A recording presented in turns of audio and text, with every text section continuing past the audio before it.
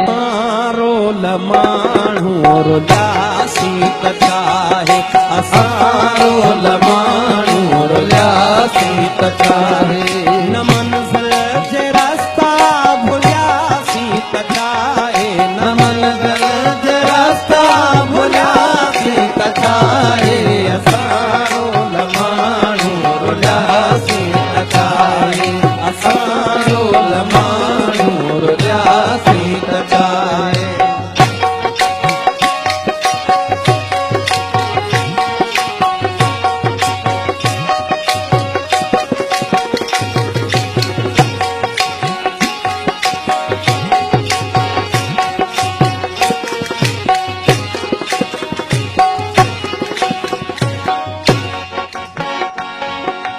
असां जे कॾहिं मन में मंदर हुजऊं हा हसीनाऊं भेटा में ॿारनि हॾिया असां या त मस्जिद जा महराब थियूं हा पवन हा असां ते के सजदनि जलिया न हो इश्क में हज जो इम्कान कोई बधी ख़ाली राम निकिरी पयासी असां लाइ गंगा जे असनान ते झल किनारे किनारे ही हलंदा रहियासी मोहब्बत जो महराज नाहे असां लाइ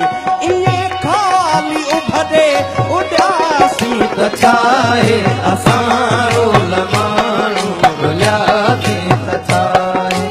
असारो लमाणू रुलियासी त चाहे न मंज़िल जे रास्ता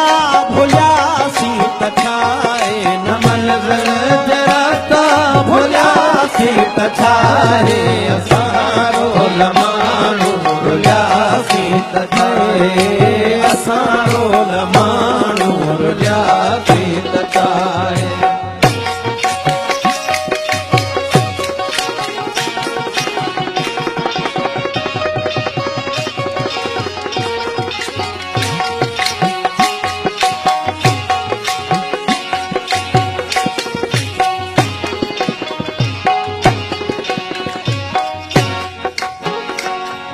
न मिलियूं वारनि खे खणियूं आङिरियुनि जूं न ज़ुल्फ़नि मां आई हवा का ओठे जी ज़माने में भुलिजी कई कंहिं न हूंदी असां लाइ गणती कबर ते रुठे जी हसीननि जे हूंदे अकेलो गुज़ारण वॾी साबती अभागे हुजण जी असांजी त तक़दीर कंहिं वक़्तु सखणी कई नाहे दावा सभागे हुजण जी असां लाइ सुनसान सभु घर घिटीअ में वञी कंहिं बि दर वटि रुकियासी त चाहे असारो लमाणू रुलियासी त चाहे असारो लमाणू रुलियासी त चाहे न मंज़िल जे रास्ता भुलियासी त चाहे न मंज़िल जे रास्ता भुलियासी त चाहे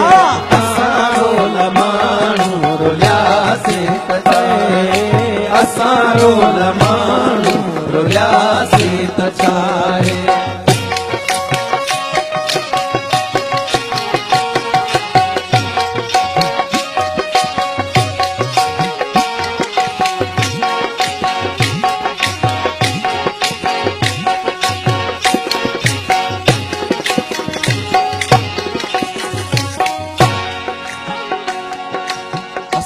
प्यार खां दूर मुआसी ओ जाना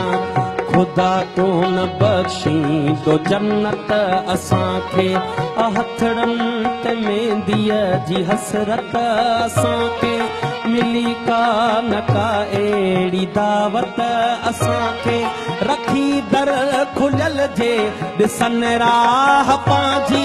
असां खे निगाहूं सिहत कोन आयूं